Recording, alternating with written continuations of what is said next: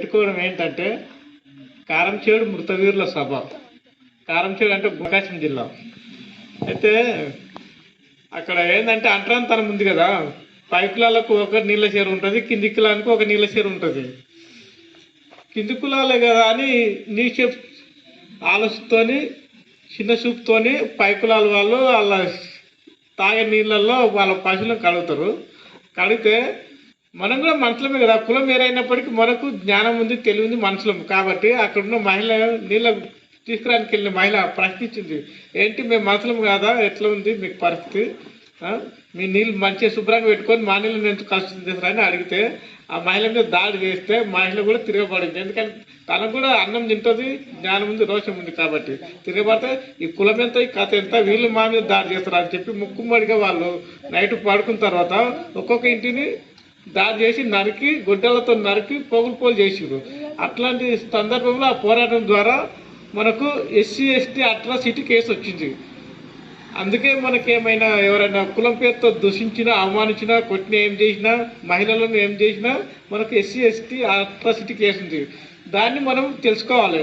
ఎందుకంటే మామూలుగా మనం కేసు పోతే ఏమవుతుందంటే ఏదో ఊర్లో లీడర్ వస్తాడు, ఎన్నాళ్ళంతా కేసు తిరుగుతారు, పని మాలి పైసలు పాడు, అది పాడు, ఇది పాడు, ఎందుకు అయింది పోయింది, మన ఊర్లో అందరం మంచిగా ఉండాలి, అలాంటి ఫీలింగ్స్ వద్దని చెప్పి మనకు లావాదేవీల కింద ఎంతో అంత ముట్ట చెప్పి ఆ ఎస్సీ ఎస్టీ కేసును నీరుగారుస్తారు. అంటే వాళ్ళు 6 మంది చనిపోయిన దానికి మనం ఏం ఆలోచన చేస్తున్నాము? వాళ్ళు ఆ రోజు చనిపోకపోతే ఎస్సీ ఎస్టీ అట్రాసిటీ కేసు రాకపోవు. ఇప్పుడు కూడా మనలో కొట్టిన జిట్ని ఎవరు పట్టించుకుని నాదులు లేడు. అంటే అది మనం గుర్తుపెట్టుకోవాలి. అరే ఎస్సీ ఎస్టీ అట్రాసిటీ కేసు లేకముందు మమ్మల్ని హీనంగా చూసిరు, మమ్మల్ని పట్టించుకుని నాదులు లేడు, మేము వాళ్ళ ఇళ్ళకాల పనులను జీతగాళ్ళని పని మనుషులుగా పనిచేసి వాళ్ళు పెట్టింది ఇచ్చిందే తీసుకొని జీవించేటోళ్ళము. అట్లాంటిది ఎస్సీ ఎస్టీ అట్రాసిటీ కేసు వచ్చిన తర్వాత మాకు గౌరవం వచ్చింది. మా గౌరవంతో మేము ఇంత చదువుకుంటున్నాము, మేము చిన్న చిన్న పని చేసుకుంటున్నాము, మేము సమాజంలో ఒక ఇల్లు కట్టుకోగలుగుతున్నాము, ఒక వాహనం కొనగలుగుతున్నాము, ఇంత డెవలప్మెంట్ అవుతున్నాము. కానీ ఇంకా 40 సంవత్సరాలు అయినప్పటికీ వెలివారగానే ఉంటున్నాం ఏంటి అనేది ఆలోచన మనకు రావాలి. ఎందుకంటే ఆ 40 సంవత్సరాల క్రితం సరిగ్గా మనకి ఇల్లు లేదు, ఒక సైకిల్ వాహనం లేదు, కొంత అంత పొలాలు కూడా అంతంత లేవు. ఇప్పుడు కొంత అంత పొలాలు సంపాదిస్తున్నాము, మంచి ఇండ్లు కట్టుకుంటున్నాము, వాహనాలు తిరుగుతున్నాము, మంచి బట్టలు వేసుకుంటున్నాము. అయినా చిన్న చూపు ఉంది కులం.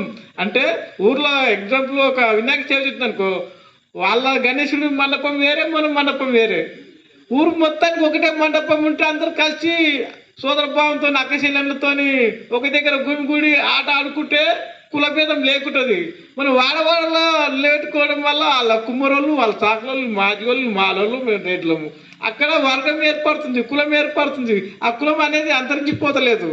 అందుకు మనం ఏం చెప్పాలంటే, ఇప్పుడు ఒక ఎలక్షన్ వస్తుంది, మూమెంట్ ఎలక్షన్ వస్తే వాడవాడగా ఊరేగింపు చేయరు. కుమ్మరోళ్ళ గ్యాంగ్ సపరేటు, మాదిగల గ్యాంగ్ సపరేటు, రెడ్లకు సపరేట్ లేదు, అంతా కలిసి ముక్కుమ్మగా ప్రచారానికి వెళ్తాము. అప్పుడు మనం ప్రశ్నించాలి. ఒక ఊర్లో ఒక బోనాల ఊరేగింపులో ఎస్టీలో సపరేట్ వెళ్తుంది, బోనం ఎత్తుకొని, బీసీలో పై వర్గాల సపరేట్ వెళ్తుంది. ఒక వినాయకుని మండపం పెట్టుకుంటే మీ గల్ల మీరు పెట్టుకుంటారు, మా గల్ల మేము పెట్టుకుంటాము. అప్పుడు మనం ఐక్యత లేనప్పుడు ఎలక్షన్ మూమెంట్లో ఈ ర్యాలీలో ఎందుకు ఐక్యత వచ్చిందని మనం ప్రశ్నించాలి. ప్రశ్నించేప్పుడే మనకు గౌరవం వస్తుంది.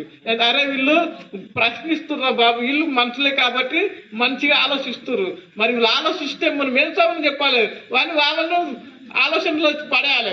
అప్పుడే వాళ్ళు మనకు గౌరవం ఇస్తారు.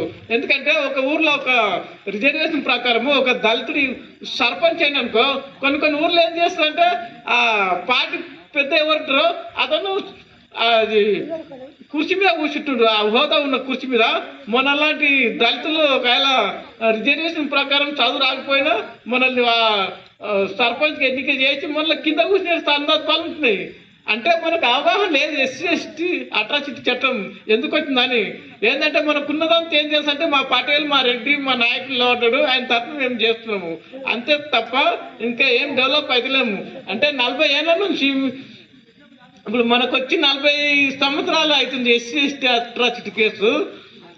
అయినప్పటికీ మనము పిల్లలను చదివించుకుంటున్నాము రిజర్వేషన్ ప్రకారంగా. కొన్ని సీట్లు వచ్చి మంచి పిల్లలు చదువుకొని సీట్లలో వచ్చిరనుకో అక్కడ కూడా అసమానతుండే ఈ కులం నీకు చదువు అవసరమా, ఏదో బాయ్కడ అమ్మాయిని పెట్టిన పని చేసుకోక అవసరమా అని ఆ ఉద్దేశంతో రోహిత్ వేములను సెంట్రల్ యూనివర్సిటీలో 2016లో ఆయన ఒక సైంటిస్ట్ అయిండు, అంటే ఒక భారతదేశానికి కాకుండా ప్రపంచం చేసిన మేధావి అయిండు.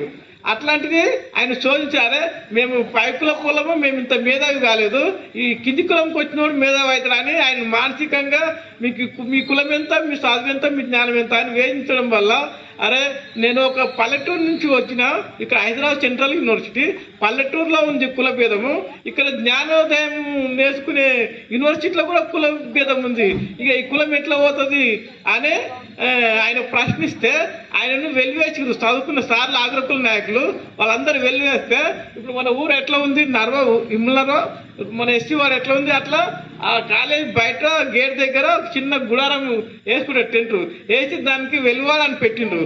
అంటే ఆ వెలువాడ ఎందుకు పెట్టిందంటే ప్రపంచ దేశాలకు తెలవాలి, ఎందుకంటే ప్రపంచ దేశాలలో వెలువాడ లేదు, మన ఇండియాలో మాత్రమే, మన భారతదేశం మాత్రమే ఉంది వెలువాడ. అంటే ఊరికి చివరిన వెలువాడ దళిత కుటుంబాల ఇల్లు ఉంటాయి అన్నట్టు. అదే ఆ సెంట్రల్ యూనివర్సిటీలో ఆయన వెలువాడ పెట్టడం వల్ల ప్రపంచ దేశంలోకి తెలిసిపోయింది, అరే భారతదేశంలో వెలువాడ ఉంటుందా, మనుషులకు దూరం వ్యత్యాసం ఉంటుందా, ఇట్లా ఉందా అని ప్రపంచానికి తెలిసిన మేధావి. అట్లాంటి మేధావిని మనకు కానియకుండా వాళ్ళు ఆగ్రకుల నాయకులు పొట్టను పెట్టుకురు. కాబట్టి మనం ప్రతి ఒక్కరము ఏం చేయాలంటే మనము మనుషులము ఇంత అంత జ్ఞానం కలిగిన పని చేసుకుంటున్నాము, వెలువాడ ఎందుకు ఉందా అనేది ప్రశ్నించాలి ప్రతి ఒక్క రాజకీయ నాయకుడిని. ఎందుకంటే వాళ్ళు మనం వేసే సీట్ల ద్వారా వాళ్ళు ఎమ్మెల్యేలు ఎంపీలు అవుతున్నారు, వాళ్ళు పెద్ద పెద్ద అపార్ట్మెంట్లు కొంటున్నారు, భూములు కొంటున్నారు. మరి మనం కాయ కష్టం చేసినా మన పిల్లలు మంచి మంచి కార్పొరేట్ స్కూల్లో చదివించలేకపోతున్నాము. ఎందుకు మనకు ఒక వైద్యం కావాలంటే మంచి మంచి కార్పొరేట్ హాస్పిటల్కి వెళ్ళలేకపోతున్నాము. కాబట్టి ఏంటంటే వినాలమ్మా, డబ్బు లేకపోవడమే మనకి ఇది. ఎందుకంటే వాళ్ళు రాజకీయంగా ఓట్లు వేపించుకొని డబ్బు సంపాదిస్తారు, మంచి కార్పొరేట్ స్కూళ్ళలో వాళ్ళ పిల్లలు చదువుతున్నారు, వాళ్ళు మంచి మంచి జాబ్ చేస్తారు. మనం ఇన్ని ఓట్లు వేసి మనం ఆ స్థాయికి ఎందుకు ఎదలేకపోతున్నాము, మనకు అవగాహన లేకపోవడమే. అంటే మనము దళితులం ఎందుకైనాము, ఎందుకు చనిపోబడ్డాము అనేది అవగాహన లేదు. ఎంతసేపు చెప్పినా మన పట్టేలు మన నాయకుడు మనకింత అంత కష్టం వచ్చినప్పుడు సాయం చేస్తా అంటారు. ఎంతకాలం చేద్దాము రెట్లకు ఇచ్చే బుద్ధి మనకు కూడా రావాలి. ఎప్పుడు వాడి చేయ పైన ఉండాలా, మన చేయ కింద ఉండాలా. వాడు మంచిగా మనం మంచిగా, వాడు అమ్మ గల్పులో 10 నెలలే ఉన్నాడు, మనం 10 నెలలే ఉన్నాము. ఎంతకాలం మనం తరతరాలుగా చేయి తాపేది, చేయి తాపే బుద్ధి మనలో పోవాలి. మనం ఎప్పుడైతే ఏసే బుద్ధి అంటే ప్రశ్నించే బుద్ధి రావాలి. మనం అతను ప్రశ్నించే బుద్ధి వచ్చినప్పుడే వాడు అడుక్కునే బుద్ధి వస్తాడు, చేయి తాపుతాడు ఓటు పరంగా. అమ్మ మీ వాడకు ఏం కావాలి, మంచి స్కూల్ కావాలి, స్కూల్లో స్ట్రెంత్ పడిపోయింది, స్కూల్లో సరిగ్గా బాత్రూమ్ లేవు, కంప్యూటర్స్ లేవు, రూములు లేవు, మీ పిల్లలు చదువుకుంటలేరు, ప్రైవేట్లో పోతున్నారు, ప్రైవేట్లో పోతే మీకు ఆర్థికంగా డబ్బు లేక వెనుకబడిపోతున్నారు. అలాంటప్పుడు మీ స్కూల్ మీకు మంచిగా చేసి పెడితే మీ పిల్లలు మీ ఊర్లో మీ స్కూల్ మీద అవుతారు, మీకు కూడా ఆర్థికంగా మంచిగా ఉంటుంది. కాబట్టి ఇలాంటి పనులు చేస్తామని అతను మన దగ్గరకు వచ్చి మాట్లాడతాడు. మనం మాట్లాడినప్పుడే మనకు న్యాయం జరుగుతుంది. అందుకని ప్రతి ఒక్కరు ఇమ్నార గ్రామంలో వచ్చేసిన పెద్దలకు అందరికీ, ఇక్కడ సంఘ నాయకులకు అందరికీ జై భీములు. ఈ సమయం అందరికీ అట్లా కూడా ధన్యవాదాలు.